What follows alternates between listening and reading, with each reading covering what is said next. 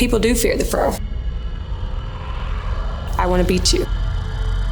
I see the vision. I want to be the best.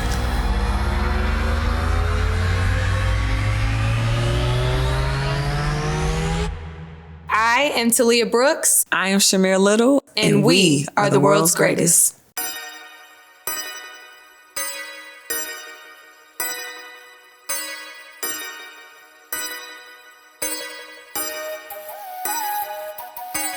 We're in Fayetteville, Arkansas, track capital of the world.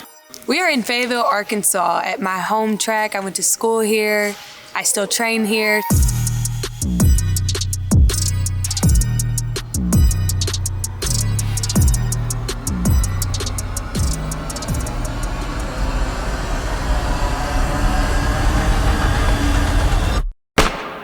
Give us your life story in 60 seconds. My life story in 60 seconds. Okay.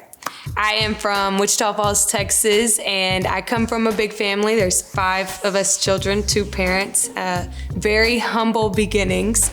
So my parents, they did everything for us that they could. So sometimes that meant, instead of paying the rent, they took us to a junior Olympic track meet. And so everything I do now at this point, it's for my parents and for my siblings, because I know without them, I would not be in this position. 11.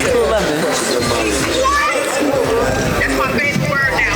What? She's so extra.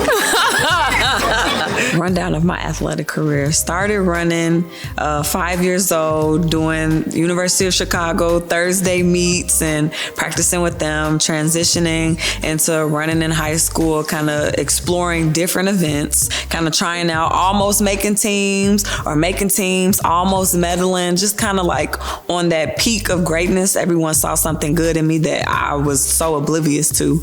Then we get to college and 3-time NCAA champion in the 400 hurdles. Say hi to the camera. Oh, I can't put her on the camera. She looking so up from the floor. No, she don't. Come on, she was great. She on her road.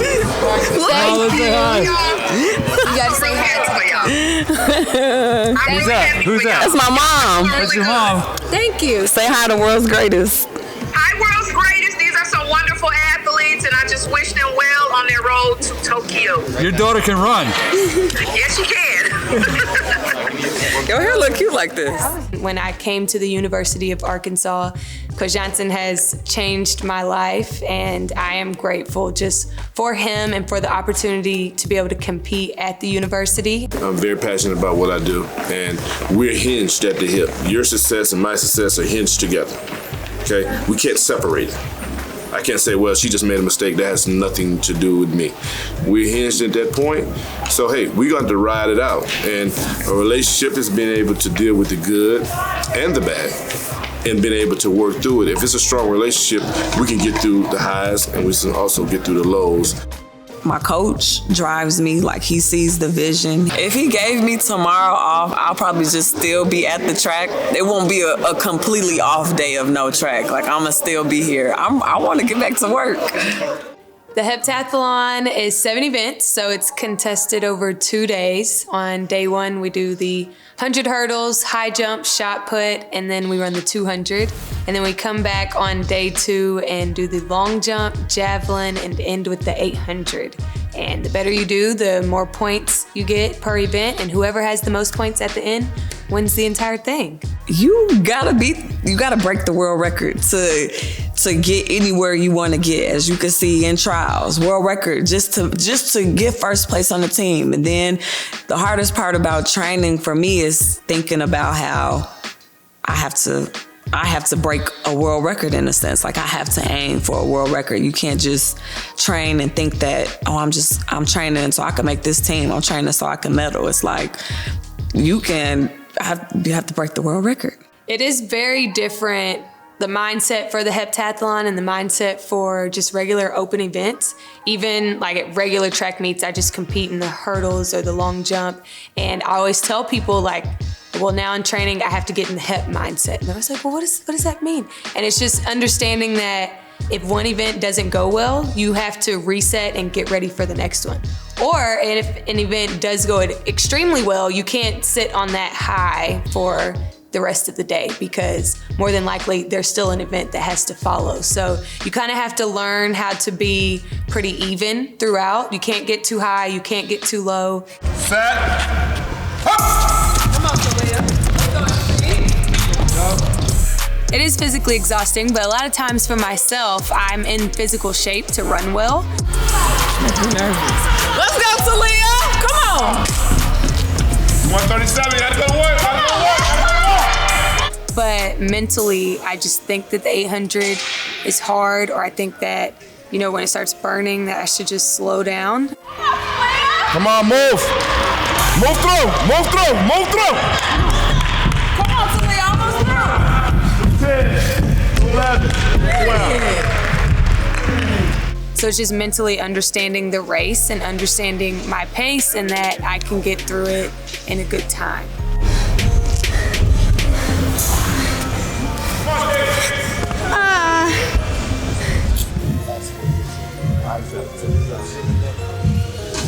That wasn't that bad, was it?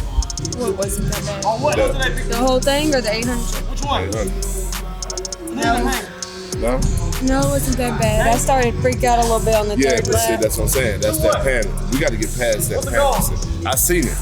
And then you went at it because you got to, that panic is going to cost us. You know what I'm saying? You can't panic.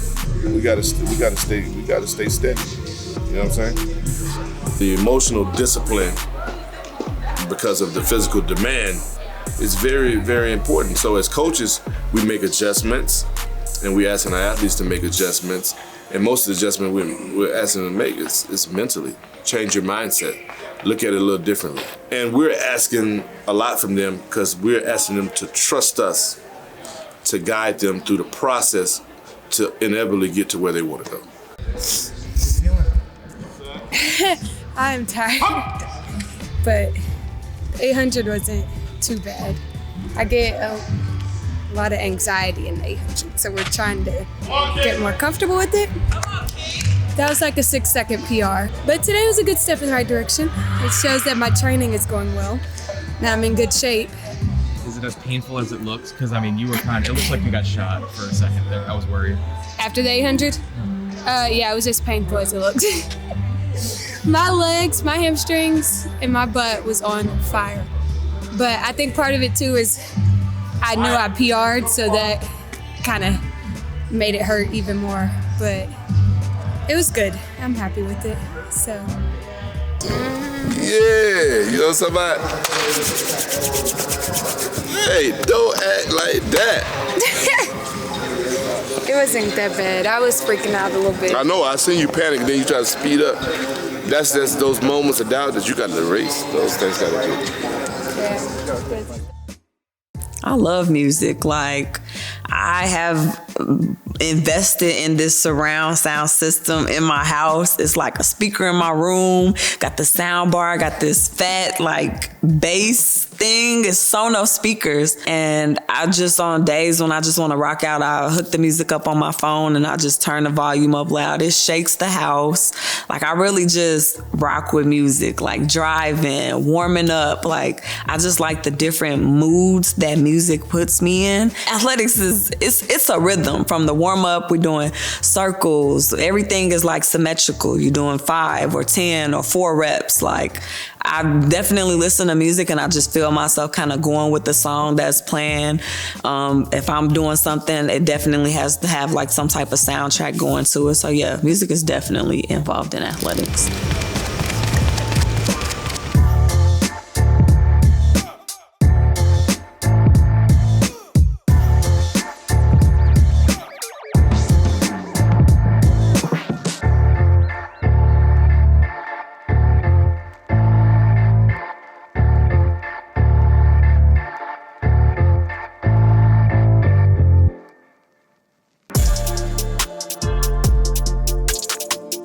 This is how it naturally grows out of my roots. I used to wear it straight all the time, but about my sophomore year in college is when I really just started to embrace the natural look.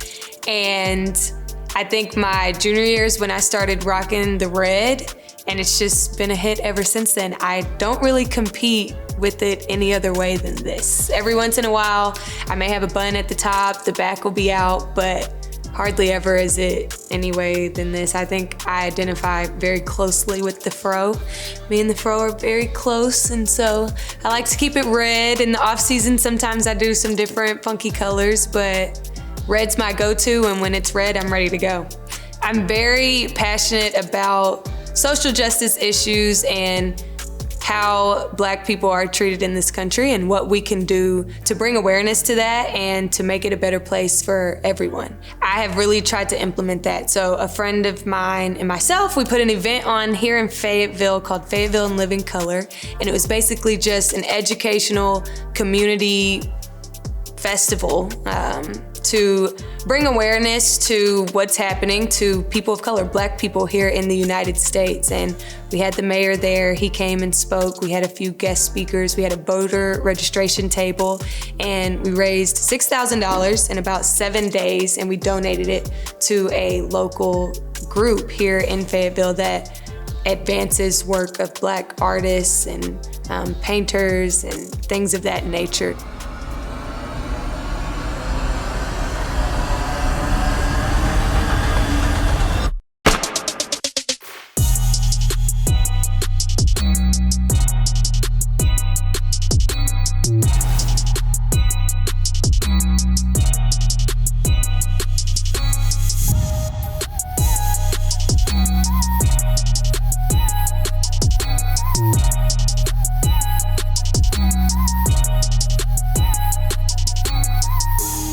You did okay. I did okay. Just a little bit. How you feeling? I feel tired. Yeah? Excited and tired. Is that the longest 50 seconds of your life, though? The longest last 50 meters, for sure. I don't even think my vision was even locked in on the clock. I was so like, yeah, 51.33, and that was the PR that week. Yes. Yeah, pretty much. Almost a second. Congrats, though. That's Thank awesome. you. Thank you. What are you yelling about? That was a PR,